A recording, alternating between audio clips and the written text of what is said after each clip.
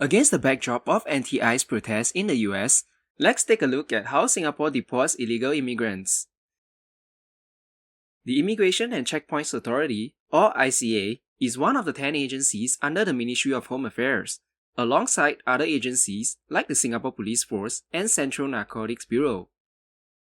I have previously made videos about the SPF and CNB. Prior to April 2003, the ICA was two separate agencies: the Singapore Immigration and Registration and the Customs and Excise Department. Contrary to popular belief, the role of ICA goes beyond just chopping passports at checkpoints. For starters, ICA operations can be divided into three domains: land, air, and sea. Under the land domain, the Woodlands and Tuas commands are responsible for operations at the Woodlands and Tuas checkpoints respectively. The Woodlands checkpoint is the world's busiest land checkpoint, accounting for more than 100 million travelers every year. In addition to ensuring travelers have the proper documents to enter Singapore, the ICA is also responsible for scanning cargo and baggage to prevent contraband from entering Singapore. I was actually quite alarmed when I saw this. You check out the mechanism. This is the suppressor maybe for the muzzle. So this is a controlled weapon. How old was your son? He got interest in this kind of things. Within the air domain, the Airport Command is responsible for Changi Airport and Seletar Airport. The Air Cargo Command is responsible for the scanning of air cargo entering Singapore at the Changi Air Freight Centre, Airport Logistics Park, and the Singapore Pro Centre. Under the Sea domain are the Coastal Command and Ports Command.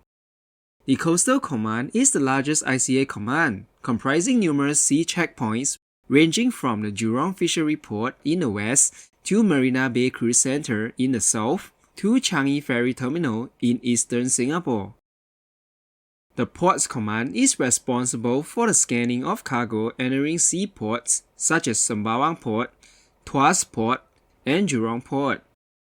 As mentioned in my previous videos, the ICA also works with other government agencies such as the Airport Police Division, Maritime and Port Authority, and is also part of the Singapore Navy's Maritime Security Task Force.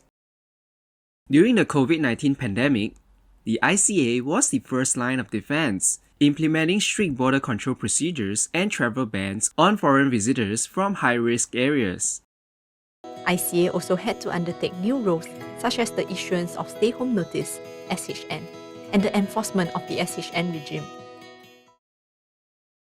ICA Services Centre is responsible for providing services such as issuing National Registration Identity Card or NRIC, Singaporean passports, permanent residency permits, and various other visit passes such as Student's Pass.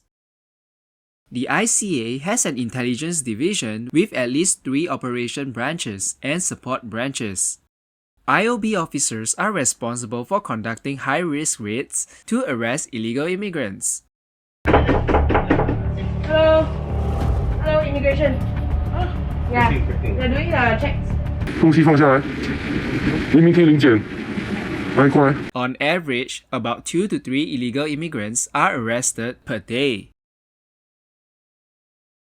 Needless to say, IOB officers are armed with live rounds when conducting these operations. Why? It's not only used to protect ourselves, but it's also as a deterrence to prevent immigration offenders or anybody in particular from turning violent. The standard issue firearm for ICA officers is the Taurus Model 85 revolver. IOB officers regularly conduct joint operations with the SPF and CNB. According to the ICA, the total number of immigration offenders arrested increased by more than 40% in 2023. Investigation officers from ICA's Enforcement Division are responsible for investigating immigration offences such as conducting interviews and gathering evidence. So once the investigations has concluded, we will refer the matter to AGC with recommendations. AGC will then review the case and decide the next course of action. The offender may be charged in court under the Immigration Act. If the offender is found to have overstayed in Singapore for more than 90 days or illegally entering Singapore, the penalties are imprisonment for a term not exceeding 6 months, plus a minimum of 3 strokes of the cane.